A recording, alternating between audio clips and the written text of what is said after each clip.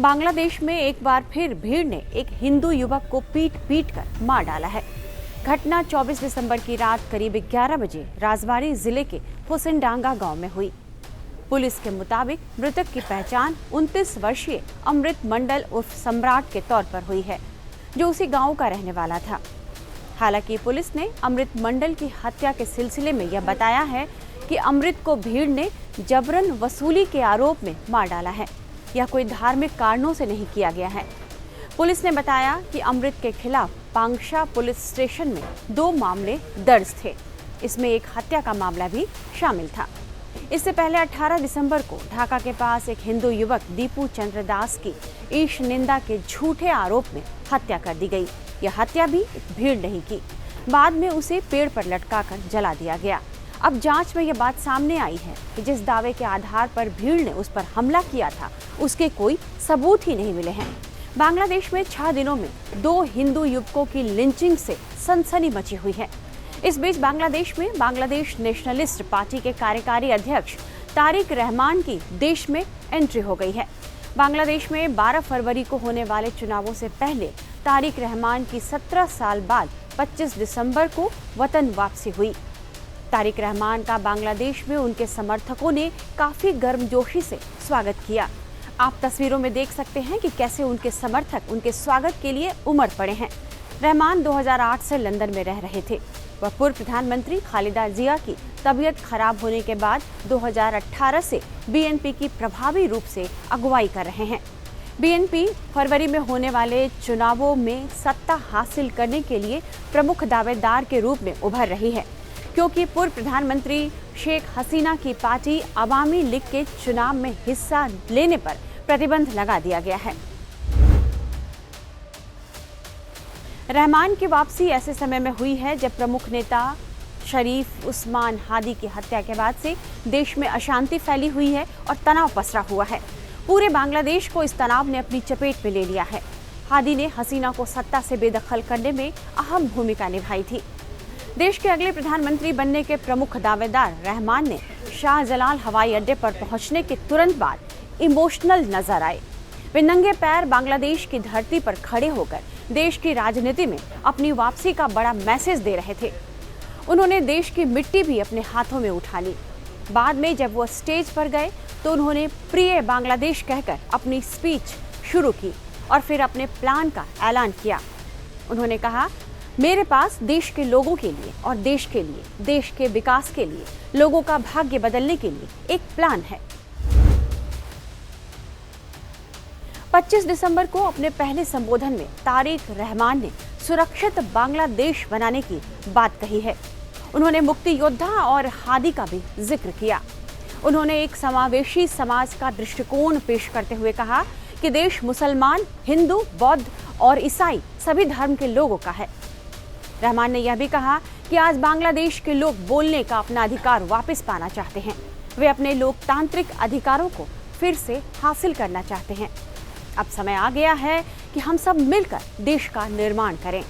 यह देश पहाड़ों और मैदान के लोगों का है, मुसलमानों का है, हिंदुओं का है, बौद्धों का है और ईसाइयों का है।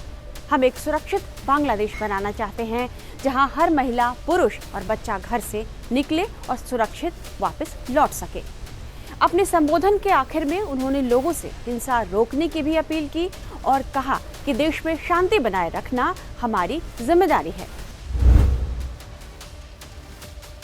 तो क्या तारिक रहमान बांग्लादेश में रह रहे अल्पसंख्यकों, खासकर हिंदुओं को नए सपने दिखा रहे हैं? जैसा कि वे अपने भाषण में कह रहे हैं कि वे एक नया बांग्लादेश बनाना चाहते हैं, जहां हर कोई सुरक्षित हो। हिंदू बांग्लादेश में मोहम्मद यूनुस की अगुवाई वाली अंतरिम सरकार के आने के बाद भारी असुरक्षा और दहशत में हैं। बांग्लादेश में हिंदुओं पर हो रहे हिंसा की घटनाओं ने भारत से लेकर दुनिया भर में रह रहे करोड़ों हिंदुओं को चिंता से भर दिया है। बांग्लादेश में हिंदू आबादी को पिछले साल अगस्त में तत्कालीन प्रधानमंत्री शेख हसीना के सत्ता से बाहर होने के बाद कई हिंसक घटनाओं का सामना करना पड़ा। 5 अगस्त 2024 को शेख हसीना ने बांग्लादेश छोड़ा और उसके बाद हिंदू नेताओं से लेकर आम लोगों पर कई जुल्म ढाए गए। ऐसे में राजनीतिक विश्लेषकों का मानना है कि तारिक रहमान के देश लौटने के साथ ही चुनावी माहौल में गर्माहट तो आई ही है। तारिक की ढाका वापसी से बीएनपी के नेताओं और समर्थकों में जोश भी भर गया है। जिस तरह तारिक रहमान ने बांग्लादेश में धार्मिक सद्भाव और देश के लोगों की सुरक्षा की बात कही है, उससे साफ है कि वे इस मुद्दे के साथ ही चुनाव में हिस्सा लेने जा रहे हैं। राजनीतिक विश्लेषकों के अनुसार तारिक रहमान बांग्लादेश की इमेज को अब सुधारना चाहते हैं, जो एक के बाद एक आंदोलन और हिंसा से खराब होती जा रही है। साथ ही वो पड़ोसी भारत के साथ भी कड़वे रिश्तों को एक बार फिर से अच्छा करने की कोशिश कर सकते हैं। माना जा रहा है कि नई दिल्ली की नज़र भी रहमान की वापसी पर है, क्योंकि उनका वापस लौटना न सिर्फ बांग्लादेश की राजनीति के लिए बल्कि भारत के लिए भी बहुत मायने रखता है, खासकर उस समय जब भारत समर्थक अवामी लीग को चुनाव लड़ने से रोक दिया गया, शेख हसीना को अपना वतन छोड़ना पड़ा और उन्हें भारत में शरण लेने को मजबूर होना पड़ा। बीएनपी की सुप्रीमो जिया खुद अस्पताल में अभी भर्ती हैं। दूसरी तरफ बांग्लादेश में अल्पसंख्यक खुद को असुरक्षित महसूस कर रहे हैं। इस समय बांग्लादेश एक चौराहे पर खड़ा है। वहां कट्टरपंथी तत्व बेलगाम हो रहे हैं और अंतरिम प्रमुख मोहम्मद यूनुस के नेतृत्व में भारत विरोधी नफरत फैला रहे हैं। ऐसे में देखना होगा कि तारिक रहमान की एंट्री बांग्लादेश में रह रहे अल्पसंख्यकों, खासकर हिंदुओं में कितना सुरक्षा का एहसास भरती है। इस तरह के तमाम एक्सप्लेनर्स और बाकी खबरों के लिए आप बने रहिए टाइम्स नाउ ना भारत के डिजिटल प्लेटफॉर्म के साथ। उन्होंने कहा कि ये देश हिंदुओं का भी है, मुसलमानों का भी है, क्रिश्चियन का भी है। उन्होंने कहा कि 1971 में एक लिबरेशन मिली थी, दूसरी बार 24 में मिली है। कैसे देखते हैं आप इन बयानों को? तारिक रहमान के बांग्लादेश आने से एक नई परिस्थिति पैदा हो गई है, जिसमें कि अग्रणी पार्टी बांग्लादेश नेशनलिस्ट पार्टी को जो बढ़त है उसको सॉलिडिफाई करने का प्रयास किया जा रहा है। तारिक रहमान का जो वक्तव्य है, जो भाषण है, उसमें कई ऐसे अंश हैं जिनको कि चुनावों से जुड़ा हुआ देखा जाना चाहिए। पहली बात तो ये कि जिस तरह से आपने उनके बयान के पक्षों को जाहिर किया है, उससे ये लगता है कि वो चाहते हैं कि अवामी लीग के जो सदस्य हैं, जो उनके समर्थक हैं, वो बीएनपी के विरुद्ध न जाएं और या तो तटस्थ रहें या बीएनपी के लिए वोट करें। उन्होंने अपने वक्तव्य में उनके वापस आने पर जिस तरह का बांग्लादेश में विकास हुआ है उसकी भी चर्चा की, जो कि ये दिखाता है कि वे मानते हैं कि अवामी लीग के शासन में काफी कुछ विकास हुआ है। और इससे लगता है कि वो शेख हसीना के पूरी उस तरह विरुद्ध नहीं है जैसे कि उनकी मां के जमाने में दो बेगमों के बीच में विरोधाभास था। तो ये सब कुल मिलाकर के ये दिखाता है कि 17 साल बाद तारिक रहमान एक ज्यादा परिपक्व नेता बन गए हैं और वो चाहते हैं कि बांग्लादेश में जो आगामी चुनाव होने वाले हैं उनमें बीएनपी को पूर्ण बहुमत मिले और वे प्रधानमंत्री के पद पर आ जाएं। ये महत्वाकांक्षा कब तक कितने तरह पूरी होगी इसके बारे में हमें इंतजार करना होगा। और दल भी वहाँ पर सक्रिय हैं, जिनमें छात्रों के दल हैं, जिसमें जमात-उल-इस्लामी है और जिसमें सेना और आज के जो अंतरिम प्रधानमंत्री हैं उनका भी अपना योगदान है। तो इस समय बड़ी अनिश्चय की स्थिति है और ऐसा महसूस होता है कि अब से लेकर के जो अगला 1.5 महीना चुनाव से पहले का है वो इसी तरह के उठापटक से जारी रहेगा और अभी कुछ भी निश्चित तौर पर कहना संभव नहीं है। के खिलाफ जो अत्याचार हो रहे हैं, वायलेंस जो है वो थमने का नाम नहीं ले रहा है, कब तक चलेगा?